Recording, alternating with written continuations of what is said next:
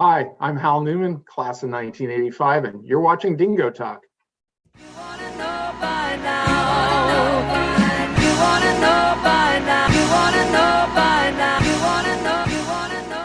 What's going on, Chuckleheads? I am Carlo Guadagnino. This is the Dingo Talk Alumni Tour. My guest this week, Hal Newman, class of 1985. Hal, thank you very much for joining us.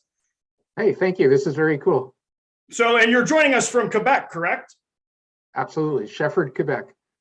So we're going to do this the same way we do every week. And your story is a little interesting because you graduated high school in 1977, but you took a different route to come to college. So what did you do from 77 to 81? Yeah, I just barely graduated high school, and I'm fairly certain that they yelled good riddance. Gave you a bon voyage on the way out the door. Yeah. I actually, it's a story in the family that I graduated high school on a computer error. So you needed a 60 and I got a 59, but they were quite happy to get me out of there. I became a firefighter as soon as I turned 18, and then I became a paramedic the following year. I worked as a paramedic firefighter in Montreal, and then I promised my folks that I would pursue college education as a plan B. And I came from a family of writers and artists, so I applied to different schools and and somewhat accidentally got into Bethany. Now, is there a letter of recommendation from Governor Arch Moore thrown in there during your time coming to Bethany, or is that post Bethany? Yeah, no, that was during my time in Bethany. I was a firefighter medic in Bethany. Absolutely adored it. Got to work with it was really cool, actually. Coming from big city paramedic firefighter, thought I knew it all. Was really, really cocky, extremely arrogant. Walked into the little town fire hall, and then they have to take a vote to see if they're going to let you into the fire service, and they invited me to join the fire department, and I quickly got humbled. There's Bethany at the time. So 81, it was very different. The area around Bethany there was a tremendous amount of poverty. Socioeconomics were really, really rugged. That was the time when the steel mills were closing. So Black Friday, when they shut down Weirton Steel, that was all in that era. And we'd go to calls, and there's abject poverty, stuff that I'd never seen in Montreal, like not in the worst parts of Montreal.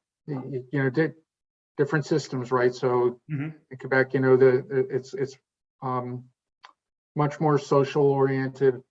And so there's a safety net. So if once you fall a bit, and you're caught in a safety net, and you can still fall through the cracks, but you get stopped, and there's community support. And at that time, especially in Brooke County, you could fall through the cracks and you'd be in an abyss. And I go out on calls with partners were locals. And I remember one call in particular, going to a house, and it took us a long time to get out there. And when we got out there, and Ray Mitchell was my partner, and he had warned me ahead of time, wear my best poker face because these people are going through a hell of a time. And when we got out there, they didn't have running water. It wasn't electricity. They were heating with wood. There was a goat in the house. It was just bedlam, and I remember in my head going like, holy shit, like, what am I doing here? And a woman had hurt her shoulder, and her husband was, I think, a vet and was disabled. Okay. And it turned out that, and Ray just pulled up a chair and listened to her, and he told me to go around and clean up and get firewood for them. And then the story was afterwards was that she had hurt her shoulder splitting firewood because her husband couldn't. And and they were doing their best. And I remember being very overwhelmed coming back from that call and thinking, ooh, and you thought you knew everything, and then you got here and now you're learning. And yeah. And then, you know, going from Bethany to Wheeling to OVMC, it's a long ride. And in Montreal, when you're working as a paramedic, you pick people up, you go to the hospital when you're, you know, in the transport phase, and it's only 5-10 minutes max. Bethany, it's 45 minutes out at the time. So you better learn how to listen. Better learn how to ask questions. How's your kid doing in middle school? And then, you know, you become part of the town. Anyway, Yeah. sorry, long story, but So- and then somewhere in there, I got a recommendation for March Moore. So in 1981, you come to Bethany, and were you always, because you graduated with a comm degree, was that what you were coming to Bethany for? Was that the fallback plan? I wanted to be a journalist, and to be honest, Bethany was my third choice. University of Texas at Austin was my first choice. University of Missouri at Columbia, and then so Bethany was actually fourth, and then Colgate, and then Bethany, and then UT Austin. They were like, yeah, whatever. Yeah, we don't think so. And, Thank you for applying. No, I don't even think we got that far. Thanks. I think we did. I did a visit, and actually, and there's a cool punchline to that. I did a visit. I had a wonderful time. I had friends who lived there, and then Bethany, you know, invited me for like an orientation weekend ahead of time to come visit. I hung out with the late great Ace Hayward and Billy D, and so I can only assume that people thought that Montreal was a suburb of Toronto because our entire soccer team was out of Toronto, and I think that they confused Montreal with Mississauga. And Bethany gave me a very nice acceptance, probably, and JC was probably thinking, this is great, I got another soccer player. Of course, I didn't play soccer. And then and then after I got to Bethany, I got an acceptance letter from UT Austin, but there you go. So once you got the acceptance letter from UT Austin, you had already decided you were going to Bethany. Yeah, I was going to Bethany, and that was that. So what can I ask? What was the selling? What sold you when you got to Bethany? Was it the generous acceptance, or was there something about the place? No, I loved the place, and I loved. It was funny. So I stayed down at. I don't think it exists anymore, at Kappa Alpha. Yeah. KA has, and I just loved the place. I loved that you could cross campus. What struck me was that everybody knew one another, which was just wild. And students actually talked to faculty. What a concept. Because don't forget, you know, my first choice was UT Austin, which would have meant like classes with, you know, hundreds of people in them. And here we're walking across this idyllic campus. And, you know, faculty are talking to the students. There's this great camaraderie. It was a zero bullshit zone. I also loved, don't forget, 81, 85, for me, it was a destination. Like I wasn't going to commute. So I was gonna come in, set up shop, and live there. And I just loved that it was isolated. So it assured me that, because I was quote unquote I was going to say I was a mature learner, but there was nothing mature about me. But I was a mature learner, and I was concerned about, like, you know, how I would fare going back to college or going to college. Yeah.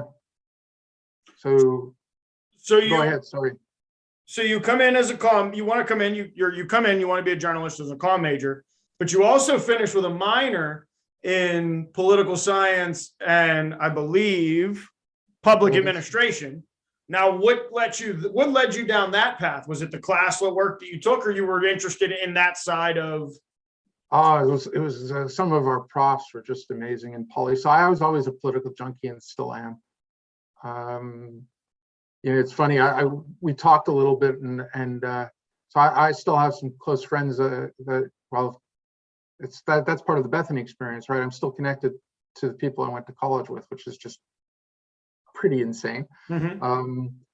And we talk politics, and you know, and so one of my friends out of Bethany, who I'm still tight with, is Joe Doherty. We've got diverging views, but it's that commonality of Bethany experience. And so that, I just love talking politics. I love that Bethany was a place where I could learn about the American Constitution. It's really a neat place when you're a Canadian. You want to learn as much about America, and then that served me very well. So, I want to kind of hone in on that real quick. You said that you differ with Joe in your political views, but that part of that being that friendship that was built is you respect each other enough to not end a friendship over having a differing of opinion. You understand that that's part of that conversation, is that you're not going to agree with every opinion that everybody has. Yeah, although there have been friendships that have gotten pretty frayed through Bethany, through politics. Mm-hmm. But with Joe and I, so much so that it's funny. It just coincidentally, my wife and I and Joe and his wife, we ended up in Kennebunk, Maine at the same time, and so we wandered over to the Bush compound, and it's just really cool. It's like it's this a piece of American history, and so here we are. We're like, Joe's quite conservative. I lean,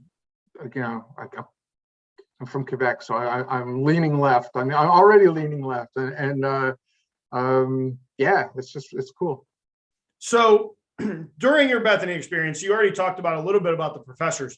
What was the academic standard? Because you said at the beginning you maybe weren't the strongest student coming out of high school.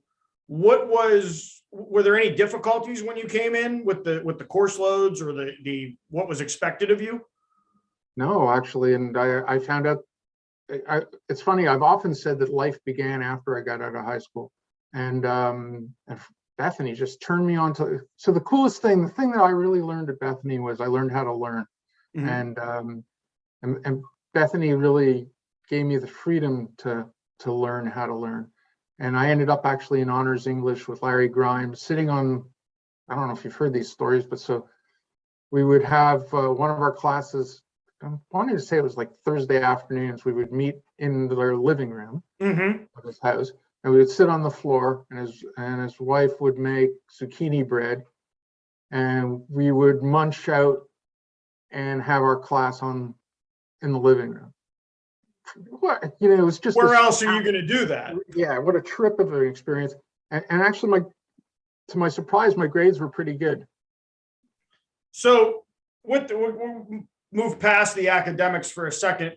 Social aspect. What was did you get involved in any clubs? I know you were a Kalon scholar and you were very involved in WVBC, and we'll cover those, but I know, or I don't know, did you get involved in Greek life? Did you get involved with any of the other clubs that are on campus, or any of the athletic teams that are on campus? I played lacrosse, not extremely well. Not very well, but it was a blast, and it was a club at the time. I played some hockey. I absolutely sucked at it. I betrayed my country and my upbringing. And I was just going to ask you, how does that go? Because as a Canadian, I feel like you guys are born with a hockey puck next to you. And it was funny. I played until I was probably 14, and then I stopped and no. No. Just no. Yeah, just no on multiple levels. I think I was a practice keeper every so often for soccer. I seem to remember getting my face smacked out a few times. So JC did get a soccer player from Quebec. And I did 1 year as a trainer for the women's soccer. It started as a soccer club at the time. And that was a blast. I did VBC, Renner Union. I was heavily involved in Renner Union and music programming. And then I socially, I guess I was a bit of a shit disturber, and I was into music and into organizing parties. And Not a bad thing to have at a small school like this. and so yeah, some of them were inappropriately themed, come as your favorite dead celebrity parties, stuff like that. But and yeah, and to my fellow denizens of the of Overflow, they'll remember the infamous Apocalypse Now evening. Yeah. So, and Greek life you were asking about. I briefly pledged Phi Tau. Mhm. But then they had the whole initiation thing going on, and it's just again, having worked as a medic firefighter and working with in a station in a where there's no initiation, where you're part of a work family, and it's really, really rugged. And then, there's some guy like yelling at me that I need to go outside in the rain and do push-ups. I'm like, yeah, fuck off. But I'm still tight with a lot of those guys, and they always treated me like an honorary member. And then so when I was a freshman, SAE still existed. Okay.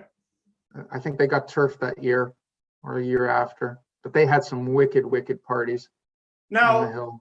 Greek life for you, because it's different, right? It's different coming from Canada and the United States. In the United States, we got the Animal House, and that's the image that everybody has of what fraternity life was like. Were you coming in knowing that you were maybe interested, or was that just I'm going to try it out because I'm here? Yeah, I was just going to try it out because I was there, because I had no idea what it was actually. So, funny, when I went to visit at UT Austin, I didn't see any of the frat houses, but they drove me down this road where there were these enormous sorority mansions, and I was like, what the hell is this? But yeah, so I tried it out, and I absolutely I love my life as an independent in Bethany. I lived in a place called the M, which we were our own eclectic gang of. We were kind of like the Mutts. It was great. We were there were a whole lot of footballers in there, so a whole lot of athletes and a whole lot of not athletes, and we all coexisted. And then from there, we migrated up the hill to live in Overflow, which I think in my senior year, I think that the school came up with the insane idea that they were going to call it Heritage House, which then of course rapidly became Heretic House, and just remained the Flow. And the Flow was like legendary. Like, we had the denizens of the Flow, the people that I got to hang with. There was just some amazing people, and just it's funny because it was called the Overflow. It was just like this wild flow of people. So it worked both ways. It was overflow, but it was also the vibe and the flow of people was it was perfect. Just really cool. It was a really cool place to call home. So, and you said you were you're into music. You were into music when you were at Bethany. Any concerts that stand out to you from your time? We had some pretty good shows. We had the Ramones in. That was pretty cool. Stevie Forbert. Geez, a lot. Yeah. So a lot of really cool shows. Let's go the Kalon route first. How do you qualify for the Kalon scholarship? Yeah, that was the biggest surprise in the whole world, man. Well, it's not just academic. It's also, for the people that don't know, Kalon is also given to people that do a lot of community service, that give back to the communities. You clearly, 4 years of being a firefighter in Montreal and then coming to Bethany, and immediately one of your first moves seems like was, I'm going to get involved with the fire department here. Do you think that played into it? I'm sure, because I wasn't, I wasn't a stellar academic. I did okay. I did well. I think that some of the faculty, I'm sure, were instrumental in nominating me based on service to community and leadership. But I really feel like if you go to a college, like if you go to college anywhere, but if whatever community you call home, you have an obligation to give back to your community. Bob Brosh, who was one of my classmates, he organized a group of us to go up to Wheeling and do community service on weekends. Mm-hmm. There was always that was part of the Bethany model. Actually, that was a big attractor for me, was that the Bethany model was this idea that equal to your learning and education was that you had to give back, you had to be part of the community. And it's funny, when I left Bethany, I've always had that notion that get involved, build community. And I'm sure I was community minded before, but that was really strengthened there. So, and sorry, when they named me at commencement and they were going down the Kalon list, it was a complete shock to me. And I remember sitting in my chair thinking, well, someone just screwed that up. Wait, did you guys mean to? Yeah, I was like, that's weird, man. I think I'm the only Hal Newman, so yeah, that's probably me. That's my name there in the program. Hey, can I speak to someone? Did you guys? This isn't funny if it's not real. It was really sweet, but yeah, I'm sure it was. Go ahead. Well, and then your WVBC experience. There's a outstanding service award there in your senior year. And, I as a communications major that graduated, I worked at WVBC. I did channel 14, channel 3, I think was at the time. Never got really into the tower, but what went into your WVBC experience? Man, I loved VBC. I wrote for the tower. I wrote a column, but I loved VBC. VBC gave me an enormous amount of freedom. I got a great story for you about VBC. Hang on a sec. But it gave me great freedom. And at the time, we had some amazing music programmers. We had Marie Zuberbuehler, Marie Z, basically, who is now Marie de Paris. And she was just amazing in terms of, going to CMJ and bringing in emerging artists. So we were doing really cutting edge music for a college radio station. And when I started at VBC, my initiation to radio in Bethany is that they gave me a Sunday slot. And so my deal was I would come in Sunday morning and I would play big band jazz, and that would lead into church service that was remote broadcast on VBC. I'm a Jewish guy from Montreal, and so the church is mic'd, right? And I said, well, how do I know when it's over? And they said, well, you'll hear people get up. And so I said, okay, no problem. So I played my jazz, and then church service went on, and people got up to take communion, but I figured that was the end, so I just segged right into jazz. And we got a whole lot of complaints because apparently people listened. And they were very upset. So when students might not realize now, I was one of the last groups that had it. Your VBC is still the tower where you can reach it. It's reaching all the way to Steubenville and Weirton and Wellsburg. Right. So yeah, we weren't online. We were live radio. And then, and I was the first overnight host. So I got a midnight slot to midnight to 7 or 8, and sometimes 2 to 8. And that was just an absolute blast, an absolute howl. Doing freeform rock programming in the middle of the night. Candles burning, incense, the great vibe going on there. Oh, seriously. Had one guy come in, one very disgruntled, very drunk, not student, somehow get into so it used to be across from in a lobby across from the bookstore. Yeah. In I guess is the Renner building. And and somehow this guy got in. And he was not from the college. He was not a student, and he was post Bubba's, ripped out of his mind. And he was pounding at the glass, trying to get in and screaming at me that he was going to kill me if I didn't play Johnny Cash. And so we played Johnny Cash for quite some time. And just hoping he'll go away. I just played lots of Johnny Cash, and he stopped pounding on the glass. And eventually some nice law enforcement person came in and let him out. Yes. Well, so you bring Bubba's up. Any good stories that you'd like to share from Bubba's? I wasn't Bubba's guy, actually. I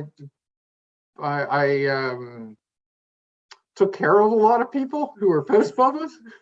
My medic training came in handy. I living in the M, which was really a stumble away from Bubba's, so people on their way back up the hill, they would have to pass the M as they kind of stumbled along. More than a few times, I would get a knock on the door to my room, and I would open it, and someone would fall in face first, and just put them in the recovery position, and we're all good. So I didn't really do Bubba's. I wasn't a big beer or bar guy. I think probably fall out from being a medic. Move across the street from Bubba's. Any Chambers stories you'd like to share? Oh, I just love that place. They absolutely treated me like gold. They were so sweet. Would make me a sandwich. I can't even remember what was on it, but they would just make it. As I opened the door, and a little bell would ring, and they'd look. I think it was Bob Chambers at the time working back, and he would look, and by the time I'd get to the back of the store, my sandwich would be ready. Yep. And they're just the sweetest, kindest people. And when you're far from home, it's so cool to be able to just have people who know you by name. And then and then moving up across from the post office, because back then it was a ritual, at lunchtime we would wander to our PO boxes. Of course, Larry Hummel lived in this house up on the hill, right across from the post office.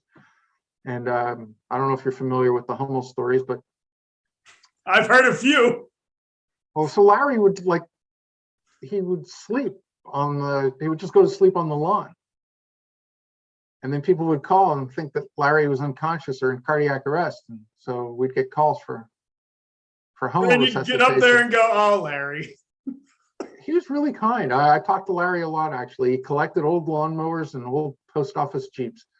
And he never shared stock tips or anything with me, but he was always very, very nice. And just this, eccentric guy. And for those of you that missed the Jack Hoffman episode where he explained all of Larry's, everybody thought Larry was just kind of the town. I would say people kind of thought he was like the town bum almost. He picked food out of the garbage, and he picked food out of the garbage, man. I mean, he was the first dumpster diver. He would wait until we'd finish our meals in the caf, and then he would go and eat the leftovers off of our trays. When I would get calls for him to be when he was quote unquote unconscious on the hills, and then he'd sit up and he'd have lunch still on his chin. I'm like, wait a minute, man, that was my tuna tetrazzini.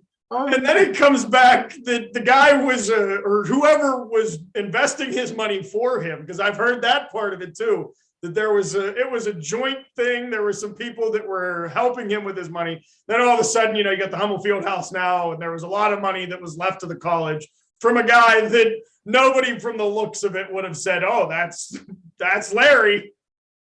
Yeah, it's funny because he was eccentric, but he was kind. For me, it came down to that he was just this kind presence, and when he fits that Bethany mold, he's that, for a lot of generations, he's just a very genuinely nice guy. He'd have a conversation with you. He didn't bother anybody. He just kind of did his thing. And as eccentric as he was, every story I've heard about him is he never had a bad word to say about anybody. And if he did, he would say something bad. And then the next time you saw him, it would be, hey, how are you? And good to see you and everything like that. Nothing ever lasted with him. And then Bethany always struck me as, it's funny. I had the same feeling about other parts of the United States and other parts of Canada, but it's like you were either born in Bethany or you went purposely to Bethany. It wasn't like you could accidentally land in Bethany, and so people like Larry, who he made his way to Bethany purposefully, and maybe it was, I always say that I went to Bethany, it was about as far as I could be from home on multiple levels and still be on the same planet.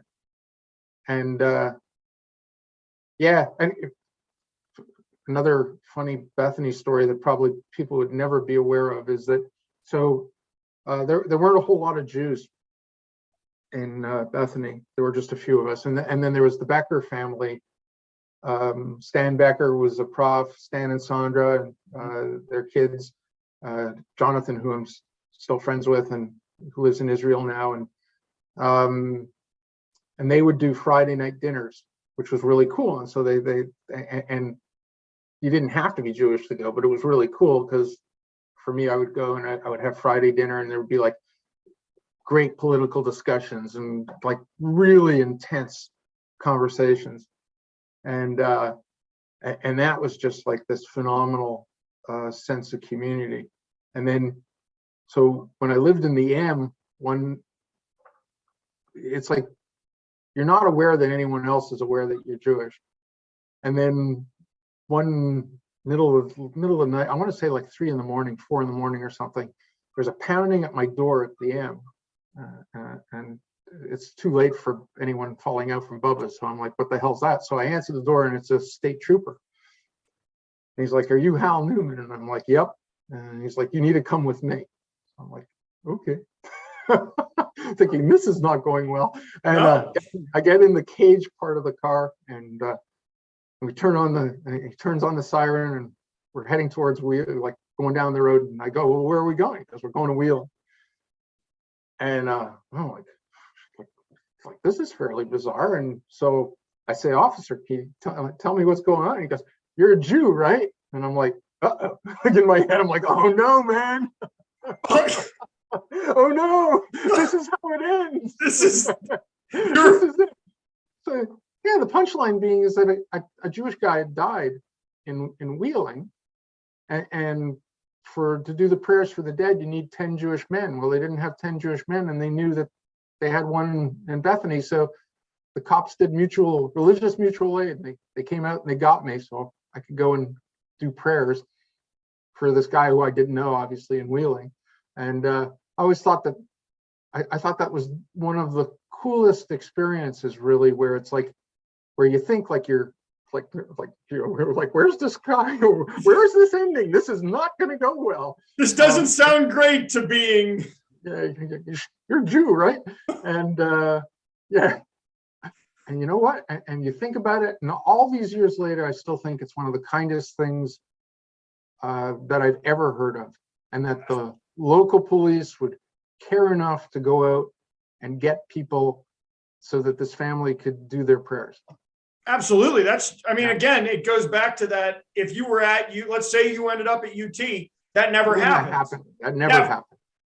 Like never. Frankly, I'm not sure that it would happen in very many places. Maybe Israel.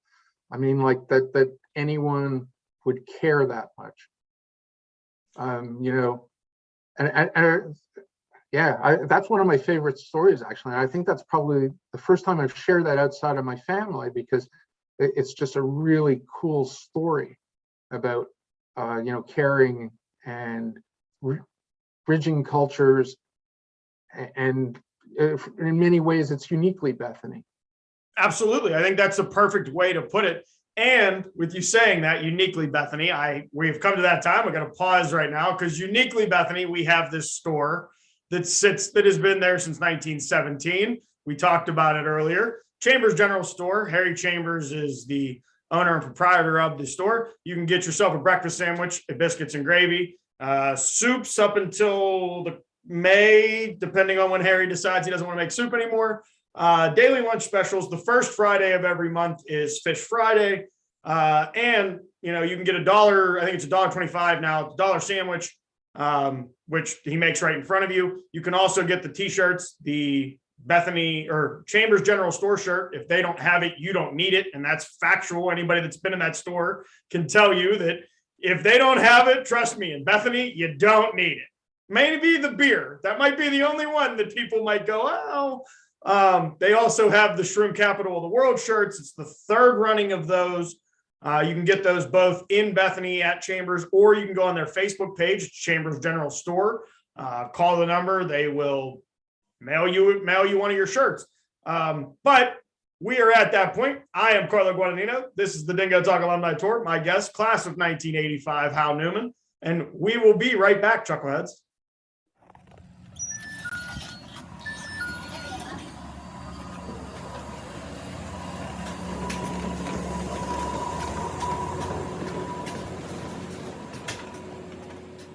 You're watching another exciting episode of Dingo Talk, recorded deep in the hidden lair in Bethany, West Virginia, where when you visit, make sure you stop by Chambers General Store. Grab one of our hot breakfast sandwiches made fresh all day. Don't forget the biscuits and gravy or one of the daily lunch specials. And if none of that trips your trigger, cold cut sub sandwiches and wraps made fresh all day to your order. Hey, and don't be the only alumni on the block that doesn't have the Chambers. If we don't have it, you don't need it t-shirt, or the latest edition of the Bethany, West Virginia Shroom Capital of the World in the psychedelic green. Hey, now back to you, Carlo. What's going on, Chuckleheads? I am Carlo Guadagnino. This is the Dingo Talk Alumni Tour. My guest this week, Hal Newman, class of 1985. Hal, we've come to that time. That damn test connects us all as Bethany people, the blue books and the 2 days and then the orals. We just had a very interesting conversation about what comps meant to you. It was more, see you later. It's time to move on from college, but it was also an opportunity for you to defend what you knew. Why was that important to you, and how did that work later on in life? Yeah, it's interesting because at the time, for me, comps were like, I was writing the final chapter of my Bethany experience, and so I found it. It was like this extraordinary challenge where you had to defend what you knew, and how you learned it, and like I mentioned before, I celebrated with a bottle of Grolsch beer, and for me, in my head, that closed the book, really, right? And then years later, decades later, I had a really weird little gig. I've had a spectacularly weird life, and I worked for a little boutique firm called Apocalypse Noun, and I was tasked with writing basically the scenarios for terror attacks for multiple jurisdictions in the United States, and they were part of Homeland Security and emergency management. And the process of doing these scenarios, which were based on reality, and I'd have to go out and do field assessments and kind of like being an investigative journalist for a very small audience, and then write the scenario, and then I'd have to defend the scenario before they'd have to be greenlit, greenlit for an executive level exercise. And it was with very high-ranking folks in the military, and it brought me back to comps. And it was really interesting. I'd be sitting down, and they'd be like, "And why are you doing it this way? And what brought you to this part? And what makes you think that this scenario is plausible?" And I'd be like, "Well, okay, I've been through this in Bethany." And I'd be like, "I got this. Give me a second. I got this. And I'd have to defend, really defend my knowledge and defend how I attained it, where it came from, why I crafted it together. And really that was founded on all those years earlier in comps. And to tell you the truth, and those exercise defenses, which were like every 2 weeks for a couple of years, were much tougher than any job interview I had. And that came out of comps. And so, yeah, sitting in front of that panel where, I had to really reach back and go, oh, okay, this is what I know. and and this is why I know it, and this is how I know it to be true. At the time, yeah, it's fascinating. One, I think that stays on kind of the message overall for the show that we've been doing here for about 25 minutes now, is that there's certain things uniquely Bethany, and comps definitely would be uniquely Bethany, because it makes you think. Not, it's the broader scope, but then it's also the bring it in and tell us why. Don't just tell us that you learned it. How did you learn it? Why do you believe that? And the defenses of what you've learned, and that it. It's not just regurgitation, which I think through the resume that I read, you have used every bit of Bethany's comm department, and then some other unique things that you have about yourself. And that's kind of where we're leading into now. So I have a couple quotes from some people that I wanted to read about you before we get into your life outside of Bethany. These are two quotes that came as, I guess, recommendations on your behalf. You are a brilliant, engaging, optimistic thinker and organizer, and you're a creative catalyst, natural change agent, and strategic thinker. Now, do you feel that you've always been that, and are those accurate descriptions of you before we get into what your life has been since Bethany? I think that's the polite way of saying that I'm a shit disturber, who's managed to retain my values. So yeah, I think it's accurate. Of course, it's meant to gain traction on my behalf. So. It's interesting. I've always had an enormous difficulty in accepting praise, so I'm terribly awkward about that kind of stuff. Yeah, there you go. So 1985, the road out of Bethany. We'll come all the way back. 1985, the road out of Bethany. Where is the first stop for Hal? Yeah, I went back home to Montreal. Went back home, wanted to go into journalism. Didn't find any openings in the local market at all. I was fortunate. I always had. I was still a paramedic, so I went back to EMS in Montreal. Just flipped back into a full-time existence as a paramedic. And continued doing that while still trying to explore and seeing if I could break into the comm market anywhere.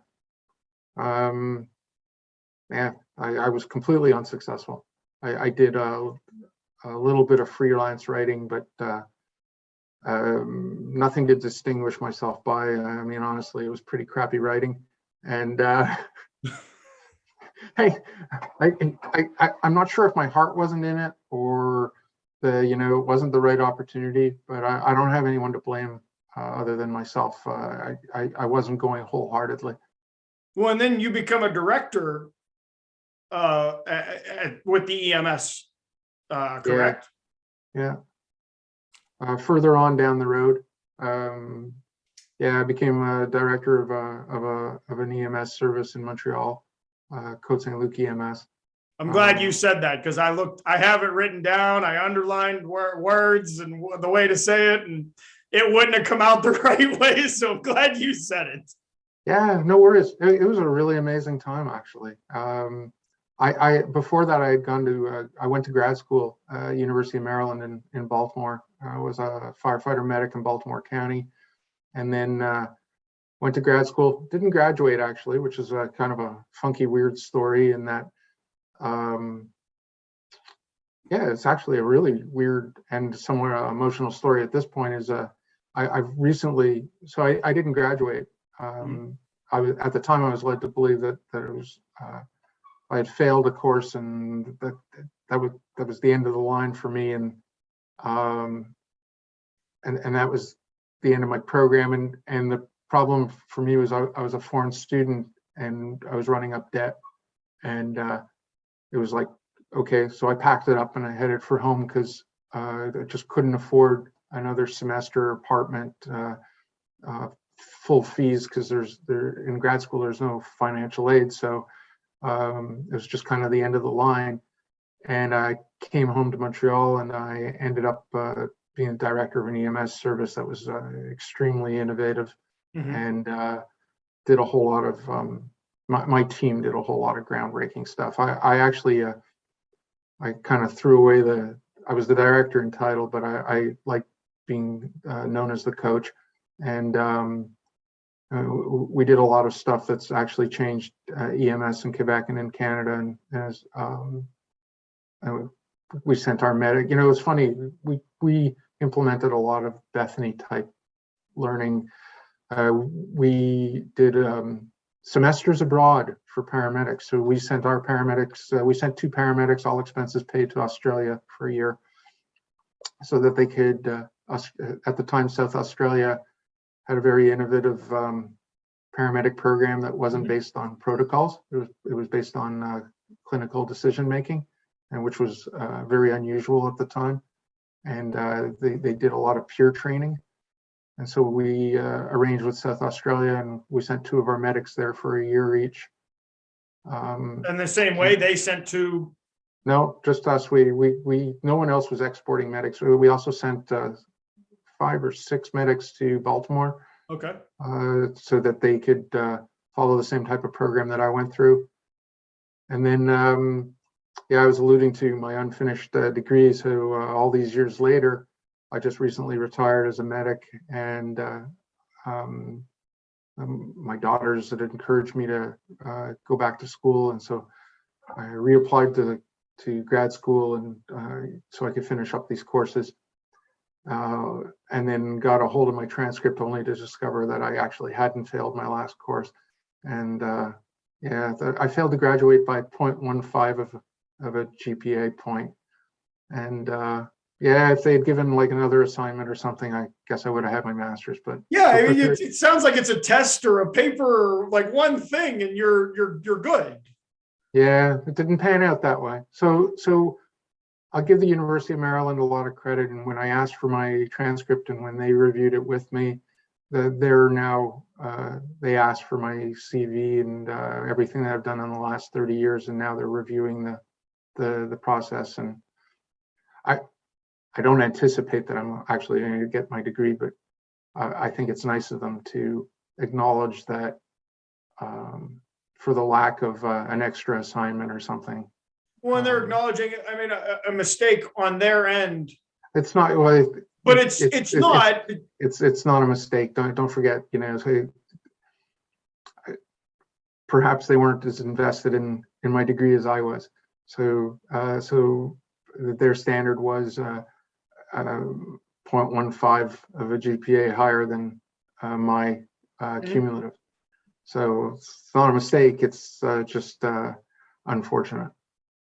But like I said, it's really interesting talking to someone from there who, where they've been very, very understanding, actually. So I don't know that there's going to be any happy ending on that one, but it's still pretty cool. It's great that they're even looking back at it and at least trying to work with you on it. Yeah, I think it's nice that someone cared enough to invest their time 31 years later. So there's two things that really jumped out from looking at your resume. One, you've been from Tennessee to Alaska, and I think that's not, I'm not saying Tennessee and Alaska. It seems that you have covered a very wide range of with your communications specialist and the emergency management procedure that you provide for people. But the two that really jumped out to me that I wanted to ask you about, and I might need help with a pronunciation or two. One is the NEMRC. So let's start there. Okay, so it's the National Emergency Management Resource Center. It was started brick and mortar, as many things do, in Brooklyn, New York, as a clearinghouse for information on making emergency management, emergency preparedness plans fully inclusive. One of the biggest problems post 9/11 and then post Katrina was that we worked out that our emergency preparedness plans, our evacuation plans, weren't fully inclusive. So they didn't take into account people with disabilities, people with special needs, people whose first language isn't English, people who don't have access to public transit, people who don't have a car. Because if you look at the tri-state, if you look at New York City, tell me how many people have cars? Not a whole lot. You know, it's incredible. It comes out to about 50% of the American population wasn't covered by plans, by emergency plans, or things that we take now that we take for granted. But when we started NEMRIC, so signing ASL interpreters for emergency evacs, they weren't there. You know, one of my close friends who's an emergency planner who's deaf, he was working for the Department of Agriculture in DC. And he was in his office, and he came out of his office and no one was there. The entire floor was empty. And he was like, wow, did I miss a memo? Did I miss a meeting? And then he looked out the window and he saw the smoke and all the fire trucks and all of his colleagues. And of course, the building had been evacuated, but there were no flashing lights. It was simply an alarm, and his door was closed, and no one thought to get Bruce. So yeah, so that's a big overlook right there. Just yeah, and so I worked with NEMRIC, and I worked was a director of NEMRIC for a time, and now it's more of a virtual community. It's on Facebook. There's, I think, about 5,000 members who are in the emergency management world.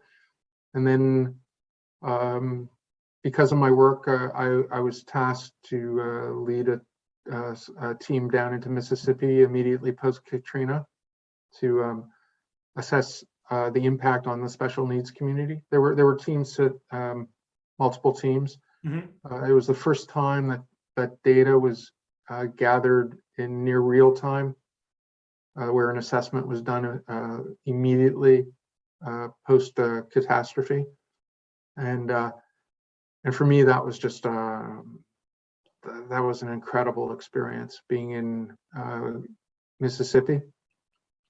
And yeah, Katrina, it doesn't do it justice to talk about it, you know, the descriptions, unless you know, I tell people when I got there and I drove down to Biloxi, and it was like a beaver dam, like, you know, 20 miles, 30 miles inland, 40 feet high. And you know, I remember standing in Biloxi and looking up at, and there was the smell of death just wafting through the air. I remember looking up at an apartment building, and there was I think it was a Cadillac, and it was sticking out of the fourth floor, out of someone's apartment, and I guess it had been taken up by the wave, and there was detritus, you know, hanging up on the, like, basically 40 feet, like everywhere. That, it was a very interesting experience. It really changed my perspective, and I found that very reassuring to see people helping people. If you post catastrophe, if ever you want your faith restored in humanity, you need to. Now, I don't recommend wandering. Yeah, you're not asking for a catastrophe to happen, but if you do, and if you're there, for me, I found it. It really buoyed the spirit. You know, we'd go into this in Utica, Mississippi. We went into a Jewish sleepaway camp. I remember we stopped at like a fried chicken shack that we got an escort to from locals, because we were looking for somewhere to eat, and there was no power or anything. And so these people had a fried chicken shack going. And then they said, and I said, you know, and we told them why we were there, and they said, well, you need to go to this camp. We'll drive you out to this camp. And we got to this camp, and there were like semis pulling in from New York, reefers, refrigerated trucks. And I was like, what the hell is going on here? And it was a Jewish sleepaway camp that had been converted to where they were housing basically hurricane refugees from New Orleans and points south. Didn't care what religion they were. It did not matter. With a focus on people with special needs. taking care of them, feeding them, housing them, counseling them. And then they'd converted their buildings into these enormous warehouses. And so these semis were coming in from synagogues and churches from the north, just non-stop. And I was just like, okay, this is cool. This is like off the books FEMA. This is otherworldly, Yeah. And that was really cool. So the other one that I think you're gonna know that it's we're just gonna try this, and however badly I butcher I believe it's French, we'll get through that. But Okay. Maisons des Maison des Spectacles.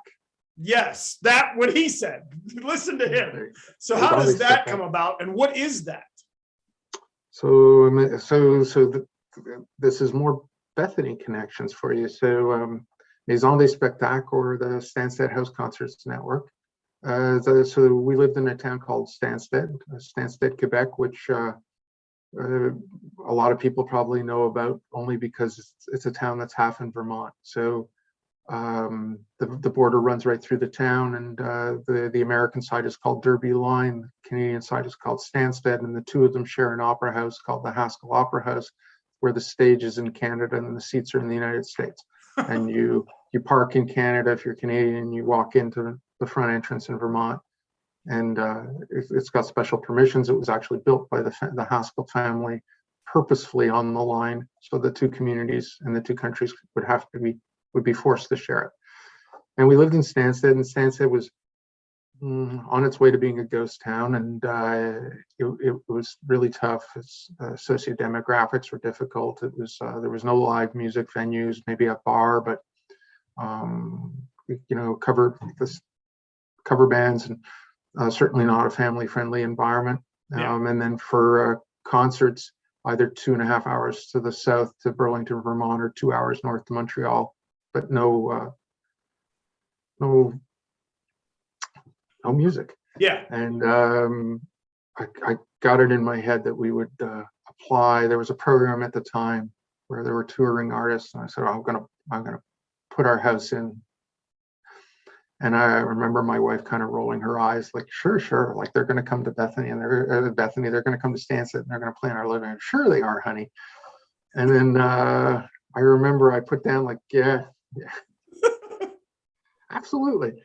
And then I came in one day, and she had her office, her desk in the kitchen, and I put down these CDs. And she said, "What are that? What are those?" And I said, "Those are the 6 artists who are going to be playing in our living room."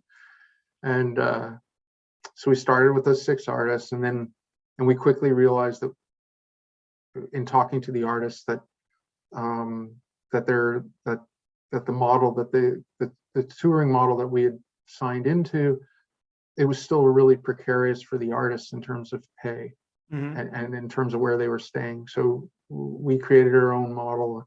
We became a fair trade music venue. We became part of the union.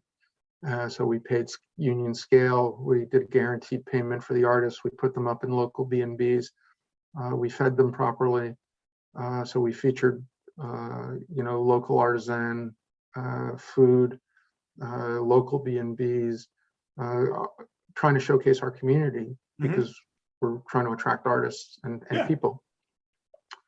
And much to our surprise, it took off. And I partnered with Paul Kingman, and who went to Bethany with me, and then George Manahan, who's down in Charleston, Bobby Caulfield, who's also down in Charleston, and Beth Mejia, who was out in Jersey, and we started branching out. We kind of chose Appalachia as a natural route, so that we could route artists. And it's amazing, the more you spend time with artists, the more you get to know the music industry.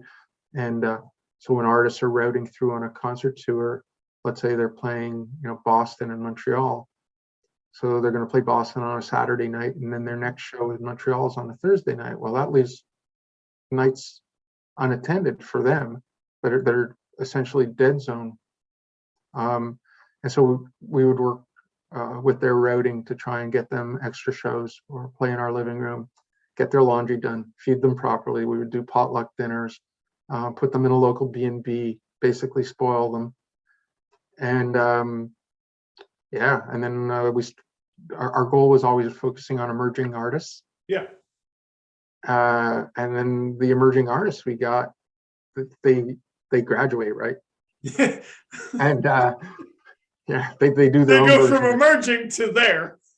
Right, and they do their own comps, and so in many ways the house concerts are kind of a comps in terms of it allows them to hone their skills in live music. When you're playing for 50 people, it's extremely intimate. Mm-hmm. So if you do not have your shit together as a performer, that is a bad place to be. Yeah. Like you can't run out of material. No. Like people are close enough that they can, hey man, I can scratch your nose. And and artists get to play in their socks, and they and then our model included a potluck dinner, so they would actually meet the audience right beforehand And sit and eat with everyone. Right. And we started getting some really intense artists. Actually, we had a band from Montreal, John Jacob Magistry, who they played a show on a Saturday night for like 27,000 people in downtown Montreal, and then on Sunday they played in our living room for 40, and they were like really cool with it. And so we had a lot of Australian artists, Mm-hmm. and who have become friends, and we've had some Nashville singer-songwriters up, and yeah, hoping actually to take that into Bethany now. So We had discussed that a little bit. Yeah.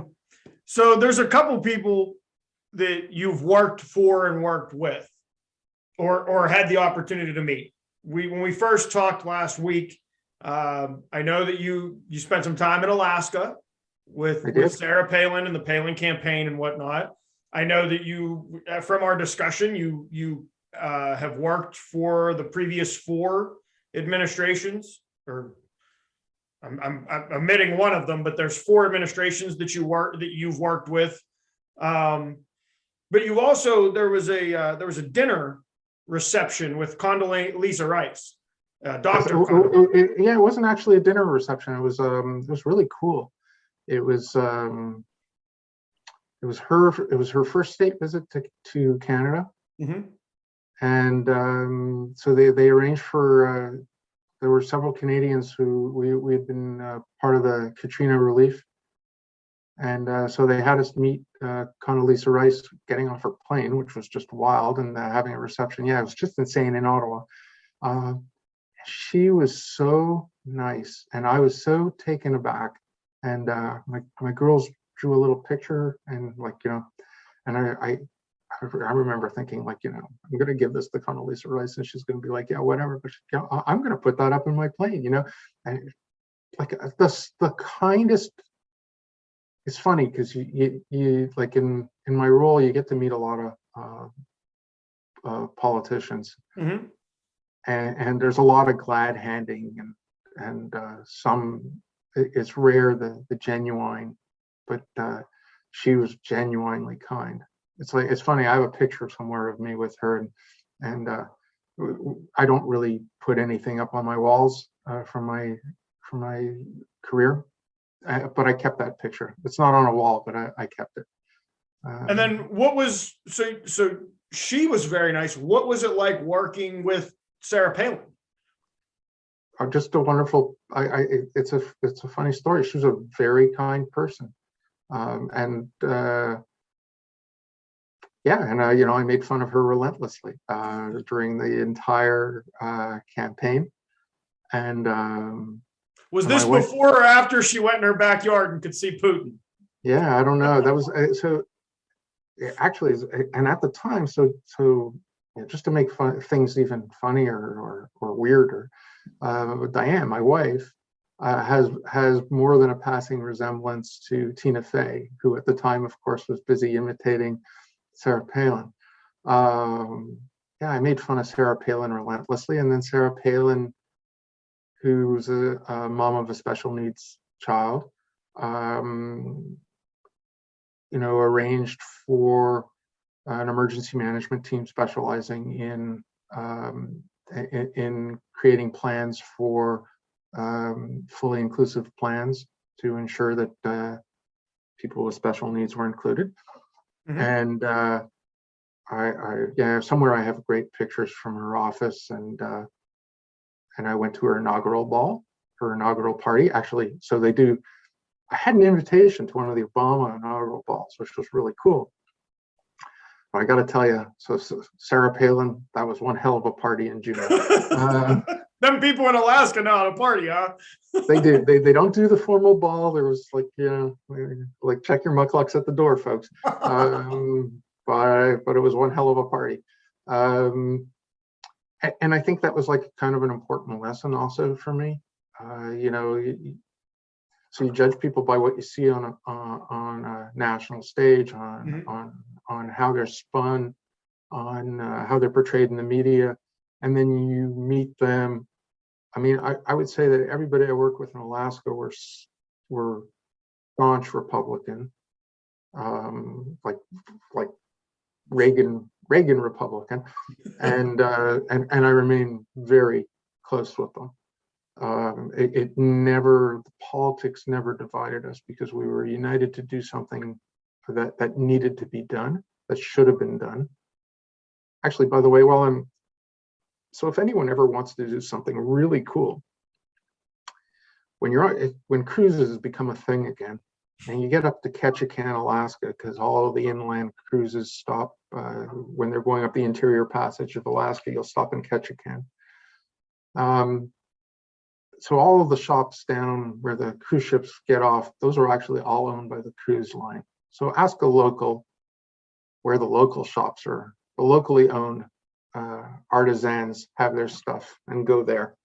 Don't go to the cruise liner places. Go to the locals. Yeah, go to the locals. Yeah, go to the locals. Go and ask to see a baseball game in Ketchikan. They play on a dirt lot. Yeah, I mean, seriously, it's funny. We were talking before about the Hall of Fame. Yep. Yeah, Cooperstown, they should do a game up in Ketchikan. These kids, they have an incredibly short season. Their season is punctuated by when fishing season's in, these kids, schools actually let out so these kids can go out on their family boats, because that's how their parents earn their living. And then they have this ridiculously short season, and they play on a dirt lot, and they play competitive ball. I mean, it's like Field of Dreams baseball in like this terrible beat up park. So the next time you're on a cruise and you got to catch a can, you could go to a baseball game. You gotta go to the locals, speak to a local, and ask where the local. And if you run into a guy named Dave Timmerman, tell him Hal sent you. Dave Timmerman. For all of you going to Alaska, you got to find Dave Timmerman. That's my goal for all of you. There you go. So you pointed out how you see these people, how they're portrayed, and how they're Sarah Palin, for example, was showcased as not intelligent, and she sits differently from where you sit politically, but that wasn't an issue. That goes farther when you realize that you have worked for, Bush 1, Clinton, Bush 2, and then Obama. I mean, you're talking the Republican Party and the Bushes, and then the Democratic Party in Bill Clinton and Barack Obama. What were those experiences like? Work for their administration, and the reality is my focus is on emergency management. So it really matters not who's running the White House. The focus is always on people, and the people who are tasked. Like I've never gotten into the politics on the Hill. I have no idea how it. Well, I know how it operates, but it's not my world.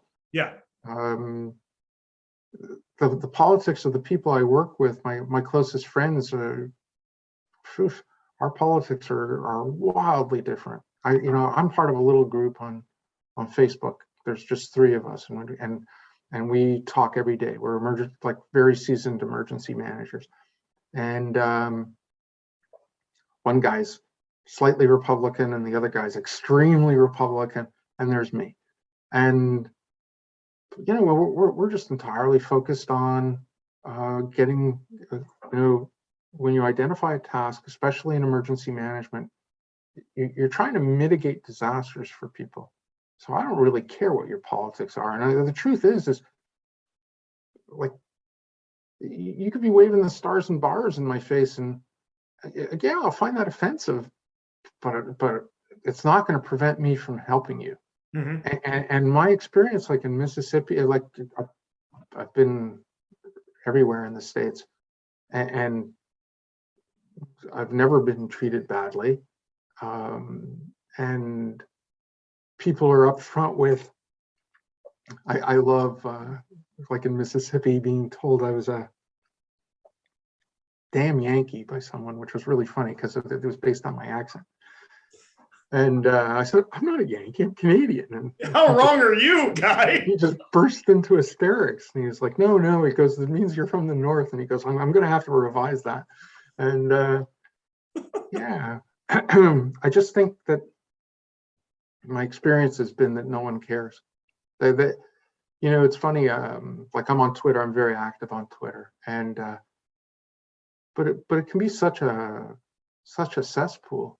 Mm-hmm. And out in reality, no one cares. Paramedics, no one asks you, did you vote blue? Did you vote red? No, just don't care. No, your job is there to save someone or to give them whatever.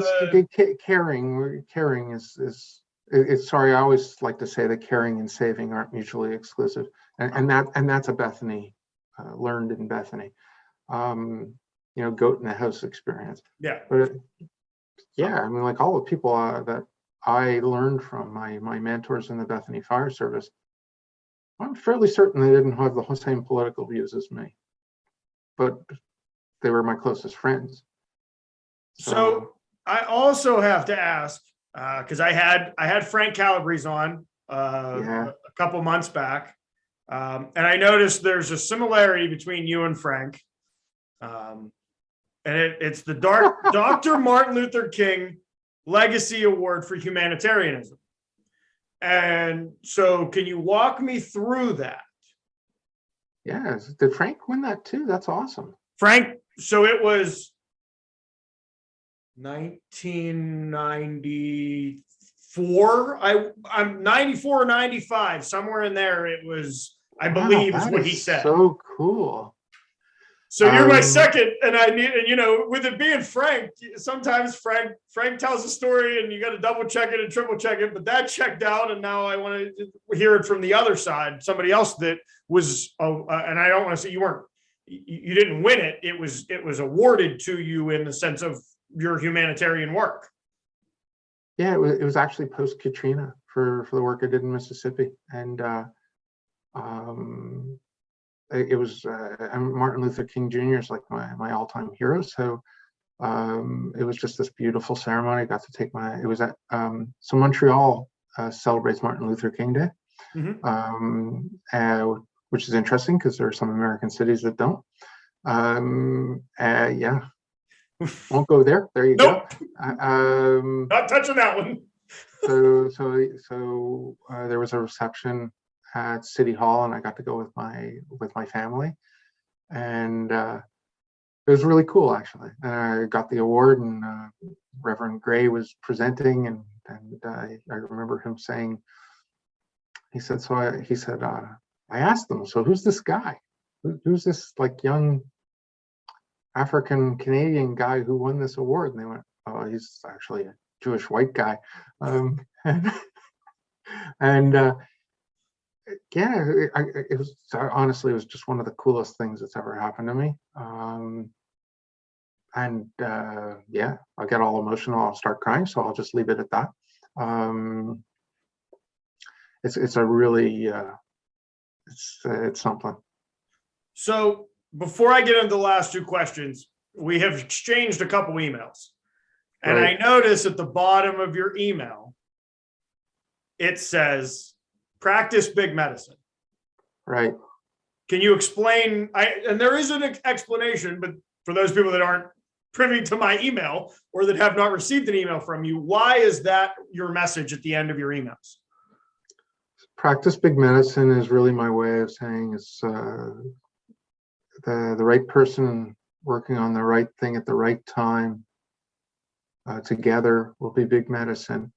And it's kind of my take on, there's a Swahili message called Saubona, which is, I see you. I see you, I see your good work. So if we were to, it means, I see you, Carlo. I see everything that you do. I see what you bring to the world. I see what you bring to the community. So that's, I say, be well, practice big medicine. And it's funny because Desmond Tutu just passed away, and so I had this understanding of Saubona, but I wasn't sure. And this was back in the days before email, so I wrote to Desmond Tutu, wrote him a letter, and I said, Archbishop, do I have this right? And he wrote back, and yeah, and he said, indeed, indeed you do, and it's a way of saying, rather than just saying hello, it's a way of recognizing, recognizing what you bring. And I think that, like, we don't do that enough. Like we just don't. We do a lot of, hey, how's it going? We don't really give a crap how's it going. We just say, hi, how's it going? And I like the idea that we pause to consider someone else. Yeah. You know, it's too bad because he's not around here, and so you can't interview him. But so Ace Hayward. Yes. So Ace used to say that you should always carry 2 stones with you. Well, one for you and one to give to someone. And it's the same concept. It's like, I see you, man. Thank you. I have these 2 lucky stones, and one's for you. And Ace really inspired the crap out of me. He was really a special human being. I always thought that it was a missed opportunity for Bethany. I always thought that they should have had Ace come and give a speech at commencement, and maybe even teach a freshman seminar on how to be an Ace, how to be how to be part of the community, be a coach, how to see others. Yeah. And Ace was, I mean, he was the glue that really held.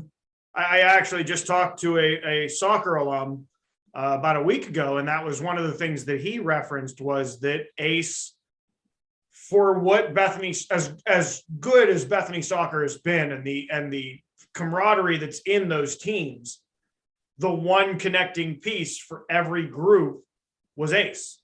And with Ace's passing, it seems that, the groups have fluctuated a little bit, but there's still that, because of Ace, there's still that group in the soccer alumni specifically with Bassa and the way that they are, is to keep him alive by keeping the traditions of the soccer family alive. And I think that's a real testament to who he was as a person. Yeah, he was an interesting cat, and he, even while he was busy dying, actually, he would reach out. He would reach out to me and say, how's it going, man? Are you doing okay? I'm like, dude, you're in Moffat. Are you okay? He wasn't. He was in Moffat Cancer Center, and turn for the worse, and he'd be like writing or calling, you doing all right, Hal, man? I'm worried about you.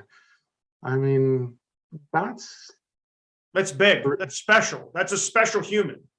Right. And I maintain, Bethany, it's a missed opportunity. They should actually have an ACE scholarship that's not purely soccer based. That talks about, like, maybe Kalon should be like the Hayward award. Well, so we've come to, as we came back to Bethany, we have our last 2 questions. One, if you were from an alumni point of view, but the outside perspective, because you're not here on the day-to-day, and none of us are, I mean, I live in Bethany and I don't live the day-to-day of Bethany. What would you say the brand is of Bethany College? I'm not sure what the brand is now. Well, what was the brand when you got there? Yeah, I think it was I always found it interesting that the brand that they reached for was a small college of distinction at one time. I thought that was pretty cool. For me, it was it was this. Bethany was a quilt, and I feel like that was the brand. It allowed students to bring together elements of the community with the college. For me, it eliminated barriers. It threw an eclectic student mix together, and we talked about this. I alluded to this before. How the U.S. is kind of like this melting pot. Everybody comes in with their different cultures, and they go in and they come out in American. Yep. And in Canada, we're a little bit more like a mixed salad, and we retain our own crunchy little flavors. And I found that Bethany was like this funky mix of that. So you came out a Bethanian, but you retained your own flavor. There was no pressure to. No one was pressuring you to be molded into something. Mm-hmm. There was this feeling that we were extraordinary, which is really interesting because when you left there, you felt like you accomplished something extraordinary. It was really cool. Yeah. And all these years later, now people they want that type of experience, an extraordinary experience, experiential, an immersive. And that's what Bethany was for me. It was like this, an immersive experience. You were dipped in Bethany, and it was an extraordinary chapter in my life. What it is now, it's not. I don't feel it's appropriate for me. I'm grateful for that slice of life. It was phenomenal. But it's not my slice of life anymore, right? Yeah. So there's, so you went through and you had your slice, and now there are students there, and it's their experience. I don't have any right to impose on them, so I don't know what their experience is for the brand. So, and to leapfrog off of that, the last question that we normally ask, if you were talking to someone, prospective student, they're a senior in high school, or maybe somebody in your situation graduated from high school and decided, I'm going to go do this for a little bit, but they also have that, well, maybe I want to go to college. How would you recruit someone to come to Bethany? Yeah, that's politically loaded for me at this point. Well, until I see their strategic plan, I wouldn't feel appropriate recruiting anyone. I'd like to know where Bethany's going. Mm-hmm. So there's this oft-mentioned strategic plan. I feel like I have an obligation at this point to, because I'm alum or I had this Bethany experience. There's a guy named Mark Helm. Hey, Mal. And I was ready to pack it in over the recent discussions and politics, and I was just ready to run screaming. And Mal over the years has always talked me off the ledge. Yeah, mm-hmm. He has this gift. And he's like, Hal, come on, dude, come back in. And like Mal says, we have an obligation to help the current students and recent alums find their way. And that's where I see my obligation. In terms of recruiting people to the school, I wouldn't feel comfortable. I'd want to know, where's Bethany going? Mm-hmm. What's it going to be? I don't like if you told me tomorrow, like if they say, oh, it's going to change its vocation, it's going to be a hybrid, learning center, adult learning, not just purely a 4-year college, might have some certificates. That would be fine, because I understand where they're going. Right. It needs to have a pathway to survival. I just want to know before. So I'm 61 going on 62, and I feel like I don't want to marry my brand, my values, to something that I don't know. Well, so let me pivot off of that, because I think you brought up a really good point. What do you feel as an alum myself, and for the alums that I've had on the show and the alums that I'm going to try to recruit, you said that you feel that your responsibility as an alumni is to make these connections with Bethany students that are on their way out, to get them the connections that they need. I mean, you and I have talked now for the last 2 weeks about, it's all about connections. I had homework before we did this, and I have my homework there. What do you think that could look like if the alumni come in as a whole? Because we have a large group from all different aspects. Right. Well, let's talk about like that homework assignment. So the homework assignment Carla is referring to is that I said, go onto my LinkedIn profile, become one of my connections, then go through my LinkedIn network of connections, pick 10 people you want to be introduced to, and then I'll help you connect the dots.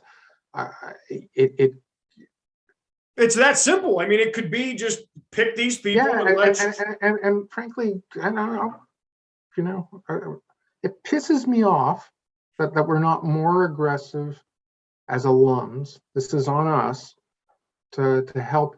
So I asked Carlo. I won't mention any names, but like, are you getting doors open? And people are like, just keep plugging. Folks, just keep plugging. I mean, we've all been there. It sucks.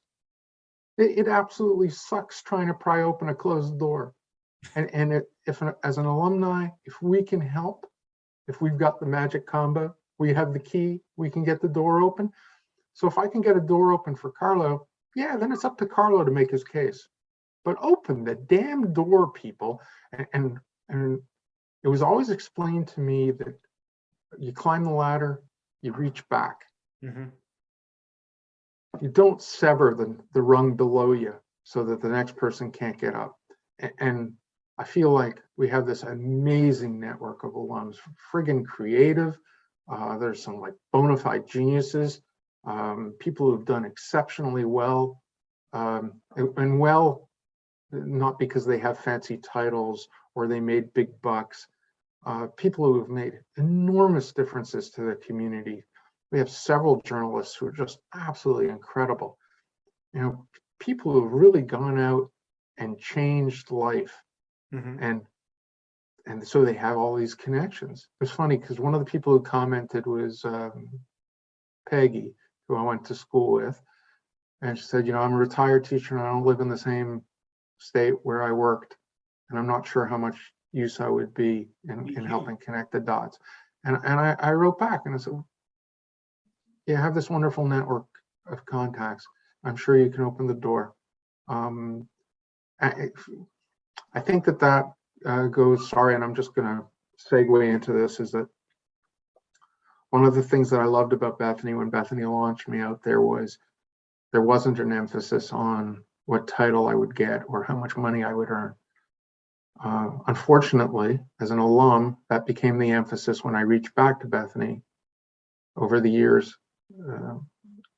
Can you write us a check? No, actually, I can't write you a check. I'm supporting my own family and my own kids. But I got these great connections.